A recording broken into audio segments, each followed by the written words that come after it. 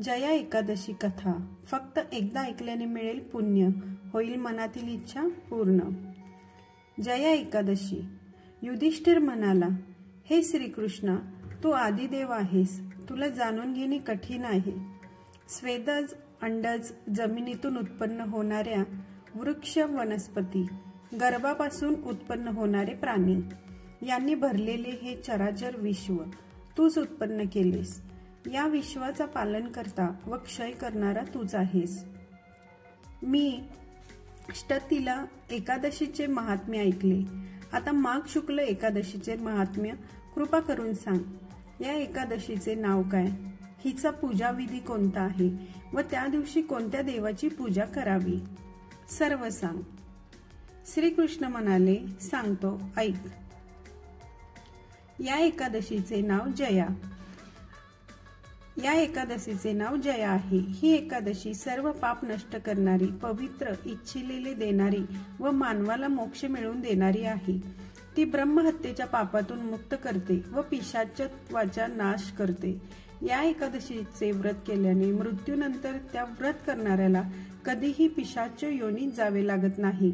पाप नष्ट करणारी व मोक्ष देणारी अशी दुसरी एकादशी नाही।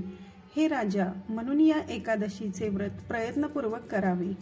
हे राजश्रेष्ठा, आता या एकादशीची कल्याणकारक व पौराणिक कथा ऐक।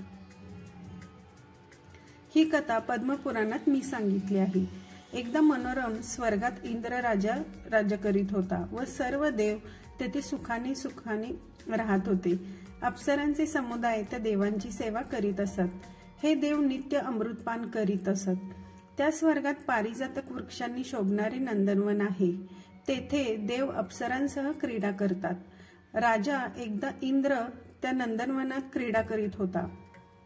हर्षनिर्भर होऊन त्याने 50 कोटी अप्सरांचा नृत्य कार्यक्रम सुरू केला होता। त्यात गंधर्व गायन करीत होते। त्या गंधर्वात चित्रसेन व त्याची प्रिय पत्नी मालिनी आपल्या मुलीसह सहभागी झाले होते। या जोडप्याला पुष्पवान नावाचा पुत्र होता व पुष्पवानाला माल्यवान नावाचा पुत्र होता। त्या समुदायात पुष्पवती नावाची गंधर्वी होती। ती माल्यवान गंधर्वावर मोहित झाली। ती मदनबाण लागून व्याकुळ झाली। तिने आपल्या हावभावांनी व नेत्रकटाक्षांनी माल्यवानाला वश केले। ती कशी होती राजा, तिच्या लावण्यरूपी संपत्तीचे व रूपाचे वर्णन ऐक। तिचे हात जणू मदनाचे कंठपाश होते। तिचे मुख चंद्रासारखे होते। नेत्र आयताकृती असून कानापर्यंत गेले होते। तिचे कान कुंडलांनी शोभत होते। हे श्रेष्ठ राजा, तिचा गळा दिव्य अलंकारांनी शोभत होता। तिचे पिवळ्या कांतीचे उभारलेले स्तन सुवर्ण कलशाप्रमाणे शोभत होते। तिचे उदर कृश होते व कंबर तर मुठीत मावण्याजोगी होती। तिचे नितंब पुष्ट होते व जगनस्थल विस्तीर्ण होते। तिचे पाय लाल कमळाप्रमाणे चमकत होते। अशी ती पुण्यवती पाहून माल्यवानही मोहित झाला। पुष्पवती व माल्यवान इंद्राला संतुष्ट करण्याकरिता नृत्य करायला तेथे आले होते। हे दोघेजण त्या अप्सरांच्या समुदायात गायन करीत होते, पण त्यांचे मन थाऱ्यावर नव्हते। त्यांचे गायन चांगले होईना। कामदेवाने सोडलेल्या बाणांनी वश होऊन एकमेकांकडे दृष्टी खिळवून ते दोघे पाहत राहिले। त्यांच्या अशा हावभावावरून त्यांनी मन एकमेकांत गुंतले आहे हे इंद्राला समजले। ते दोघे गीताचा आरंभ नीट करीत नव्हते, ताल नीट धरत नव्हते आणि गाण्यात चुका करत विरस करीत होते। हे पाहून इंद्राला वाटले की या दोघांनी असे दुर्लक्ष करून माझा अपमान केला आहे। तो रागावला आणि त्याने पुष्पवती आणि माल्यवान यांना शाप दिला। इंद्र म्हणाला, तुम्ही माझा आज्ञाभंग करणारे व पापात मग्न झालेले आहात। तुमचा धिक्कार असो। तुम्ही मृत्यू लोकात जाऊनच पतिपत्नी व्हा। तेथे तुम्ही पिशाच बनून आपल्या कर्माचे फळ भोगा। इंद्राने असा शाप दिल्यानंतर त्या दोघांच्या मनाला फार दुःख झाले। शापाने मोहित होऊन ते हिमालयात येऊन पोचले।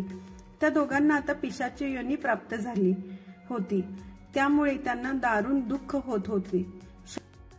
शापमोहामुळे त्यांना गंध, रस, स्पर्श समजेनासा झाला। मरणप्राय यातना देणारा अंगाचा दाह होऊ लागला. आपण केलेल्या कर्माचे दुःख होऊन त्यांना रात्रीचे निद्रा सुखी मिळेना. त्यांच्या जवळपास पर्वताच्या गुहांमधून एकमेकांना खाणारी पिशाचे फिरत असत. हिमालयातील बर्फाच्या थंडीमुळे व उडणाऱ्या तुषारांमुळे त्यांना पीडा होत असे. त्यांनी दात दातावर वाजवत आणि अंगावर काटा येत असे. पिशाच्य झालेला व थंडीची बाधा झालेल्या माल्यवान हडळ झालेल्या आपल्या पत्नीला म्हणाला, ज्या पापामुळे आपल्याला हे पिशाचत्व प्राप्त झाले आहे, असे दुःख देणारे पाप केले तरी कोणते? हे निंदास्पद पिशाचत्व म्हणजे दारुण नरकच आहे असे म्हणाला. म्हणून कोणीही सर्व प्रयत्न करून पाप करणे टाळले पाहिजे, अशा तऱ्हेचे विचार करीत ते दोघे आपला काळ तेथे दुःखात घालवित होते. इतक्यात त्यांच्या दैवयोगाने माघ शुद्ध पक्षातील जया या नावाने प्रसिद्ध झालेली एकादशी आली. सर्व तिथींमध्ये ही उत्तम तिथी होती. त्या एकादशीच्या दिवशी या दोघांनी कसलाच आहार घेतला नाही. हे राजा, इतकेच काय, पण त्या दिवशी त्यांनी जलपानही केले नाही. त्यांनी त्या दिवशी कुठलीही हिंसा केली नाही व फळ किंवा झाडाचे पानही तोडून खाल्ले नाही. दुःखाने व्याकुळ होऊन ते एका पिंपळाच्या झाडाखाली पडून राहिले. ते दोघे त्या स्थितीत असताना रवी अस्ताला गेला. रात्र पडली. त्या रात्री भयंकर थंडी पडली होती. ती रात्र घोर आणि दारुण भासत होती. थंडीने ते थरथर कापत होते व त्यांची शरीरे अखडली होती. ऊब यावी म्हणून त्या दोघांनी एकमेकांना आपल्या हातांनी मिठी मारली होती व त्यांची अंगे एकत्र मिळाली होती. त्या रात्री त्या दोघांना झोप आली नाही किंवा कसलेच सुख समाधान लाभले नाही. हे राजा शार्दूला इंद्राच्या शापाने पिडल्यामुळे त्यांनी ती रात्र दुःखातच काढली.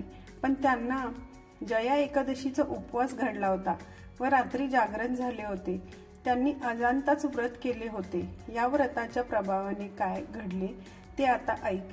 द्वादशीचा दिवस उजडला. त्यांचे जया एकादशीचे व्रत पूर्ण झाले. राजा विष्णूच्या प्रसादामुळे त्यांचे पिशाचत्व नाहीसे झाले. पुष्पवती आणि माल्यवान यांना पूर्वीचे सुंदर रूप प्राप्त झाले. त्यांचे एकमेकांवरील प्रेम पुन्हा उत्पन्न झाले. त्यांचे पूर्वीचे अलंकारही त्यांना प्राप्त झाले. अप्सरांचे समुदाय सेवा करीत असतानाच ते दोघे एका विमानावर आरूढ झाले. तमरू प्रमुख असलेले गंधर्व त्यांची स्तुती करत होते. लवकरच ते सर्वजण मनोहर स्वर्गात पोहोचेल. ते अशा तऱ्हेने शापमुक्त होऊन आलेले पाहून इंद्राला आश्चर्य वाटले. त्याने विचारले, तुम्ही कोणते पुण्य केले म्हणून पिशाचत्व नाहीसे झाले? माझा शाप असतानाही कोणत्या देवाने तुम्हाला त्या शापातून मुक्त केले?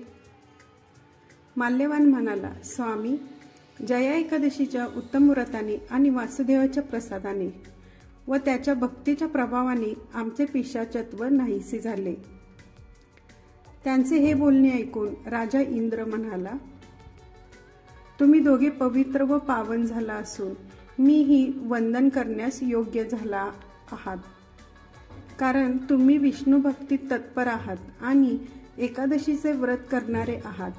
जे मानव विष्णूचे किंवा शंकराचे भक्त असतील ते आम्हालाही वंदनीय पूज्य आहेत.